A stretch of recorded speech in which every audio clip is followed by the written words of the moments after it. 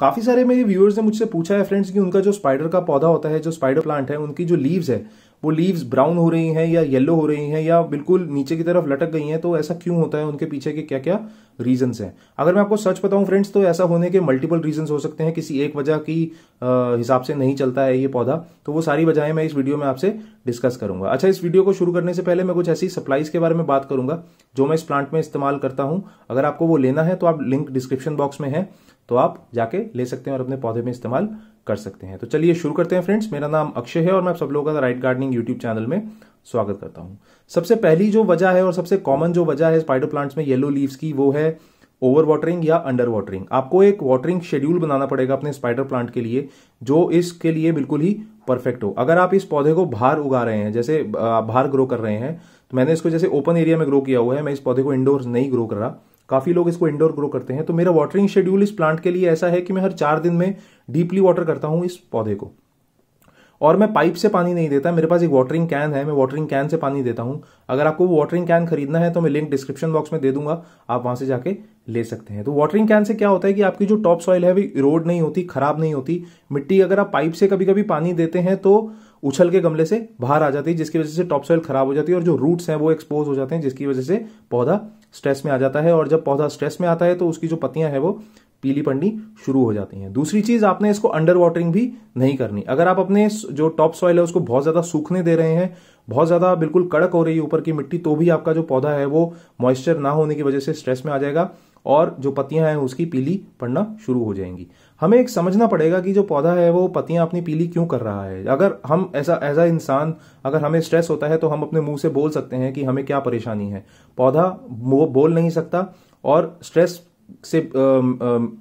को एक्सपोज करने का उसका एक मैकेनिज्म है कि वो सारे के सारी जो अपनी बातें हैं वो लीव्स के थ्रू करता है। अगर पौधे को किसी भी तरीके की परेशानी है, किसी भी तरीके का स्ट्रेस है, तो अपनी लीव से वो आपको बताने की कोशिश करेगा, और आपको ये समझना पड़ेगा कि आपके पौधे को क्या क्या परेशानियां हो रही हैं। दूसरी चीज है फ्रेंड्स, इसमें ओवर फर्टिलाइजेशन। कई लोग क्या करते हैं, अपने प्लांट की ग्रोथ को बूस्ट करने के लिए बहुत ज्यादा फर्टिलाइजर डाल देते हैं। बहुत ज्यादा फर्टिलाइजेशन की वजह से क्या होता है कि आपकी जो मिट्टी होती है वो बहुत ज्यादा उसमें सॉल्ट्स बिल्डअप हो जाते हैं। काफी लोग केमिकल फर्टिलाइजर्स इस्तेमाल करते हैं, तो सॉल्ट बिल्डअप से क्या होता है, रूट्स धीरे धीरे खराब होना शुरू हो जाते हैं और आपका ओवरऑल जो प्लांट है उसकी हेल्थ जो है वो खराब होना शुरू हो जाती है। ओवर फर्टिलाइजेशन से भी नुकसान है और अंडर फर्टिलाइजेशन से भी नुकसान है। तो आपको एक फर्टिलाइजेशन का शेड्यूल बनाना पड़ेगा। अगर जो बेसिक न्यूट्रिएंट्स ही आप अपने प्लांट को नहीं दे रहे, जो कि एनपीके है, जो नाइट्रोजन, फास्फोरस और पोटेशियम है, वो इस प्लांट को चाहिए ही चाहिए। इनफैक्ट हर प्लांट को चाहिए फंक्शन करने के लिए।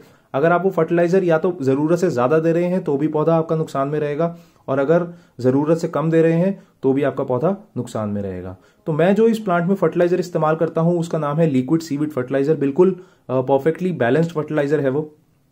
उसमें 61 ऐसे माइक्रो न्यूट्रिएंट्स हैं जो स्पाइडर प्लांट्स को चाहिए, इनफैक्ट हर पौधे को चाहिए, जैसे कि जिंक, मैग्नीशियम, आयरन, कैल्शियम, सारे इसमें जो है न्यूट्रिएंट्स अवेलेबल हैं। ये एक लिक्विड फर्टिलाइजर है, तो कि बहुत जल्दी सॉइल में एब्जॉर्ब हो सकता है। तो ये एक अंडर वाटर एल्गी होती है, एल्गी से डिराइव किया जाता है, उसको फिर कंप्रेस किया जाता है और उसका एक कॉन्सेंट्रेट बनाया जाता है। तो उसको यूज करने का क्या तरीका है फ्रेंड्स, जो कॉन्सेंट्रेट है वो आपने 1 ml लेना है 1 लीटर पानी में, और उसको अच्छे से डाइल्यूट करना है। और जब वो डाइल्यूशन वाला फर्टिलाइजर तैयार हो जाएगा डाइल्यूट होके, तो 100 से 150 ml वो जो फर्टिलाइजर है वो आप अपने प्लांट में इस्तेमाल कर सकते हैं। डायरेक्टली सॉइल में भी अप्लाई कर सकते हैं और ऊपर स्प्रे भी कर सकते हैं। ये वाला प्लांट मैंने वैसे तो छोटे गमले में लगाया हुआ है। अगर आपको इस प्लांट को बड़े गमले में लगाना है तो फर्टिलाइजर की आप जो क्वांटिटी है वो बढ़ा सकते हैं। जैसे फॉर एग्जांपल, अगर ये पौधा मैंने 12 इंच के गमले में लगाया हुआ होता तो मैं इसमें वो जो बना हुआ फर्टिलाइजर है वो 300 ml इस्तेमाल करता। अभी ये गमला छोटा है तो मैं 100 से 150 ml फर्टिलाइजर इसमें इस्तेमाल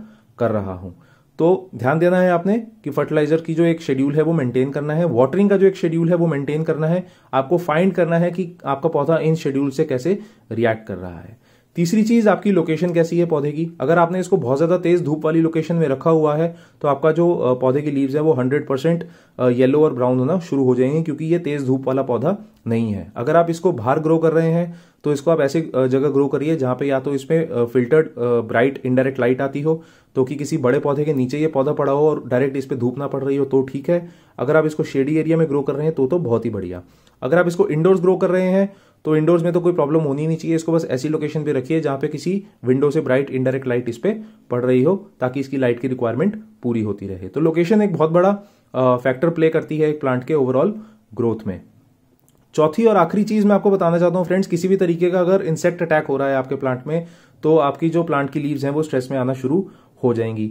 आपको ये लगता है कि आपके पौधे में आपने सब कुछ कर लिया है, फर्टिलाइजेशन शेड्यूल आपका ठीक है, पानी का शेड्यूल ठीक है और लोकेशन भी आपने ठीक चुनी हुई है, फिर भी आपका पौधा अच्छी तरीके से रिएक्ट नहीं कर रहा, तो एक बार आप पौधे को रीपॉट करके देख सकते हैं। क्योंकि कभी कभी क्या होता है कि जड़ों में बहुत सारे कीड़े जो होते हैं या फंगल इन्फेक्शन होता है या रूट रॉट होने की वजह से जड़ें खराब हो जाती हैं, जिसकी वजह से ओवरऑल जो प्लांट की ग्रोथ होती है वो खराब होना शुरू हो जाती है। तो रीपॉट करने के बाद भी अगर आपका ये प्लांट ठीक नहीं रहता, तो शायद हो सकता है कि आपका प्लांट धीरे धीरे मर रहा हो, लेकिन फिर भी हम चेक करते रहेंगे, ट्राई करते रहेंगे डिफरेंट चीजें, ताकि हमारा प्लांट जिंदा रह सके। तो ये जो चीजें मैंने आपको बताई हैं आप अपने प्लांट में ऑब्जर्व करिए, और आपको अगर लग रहा है कि इन चीजों में से कुछ भी आप अपने पौधे पे कर रहे हैं जिसकी वजह से आपका पौधा स्ट्रेस में आ रहा है, तो प्लीज करना बंद कर दीजिए।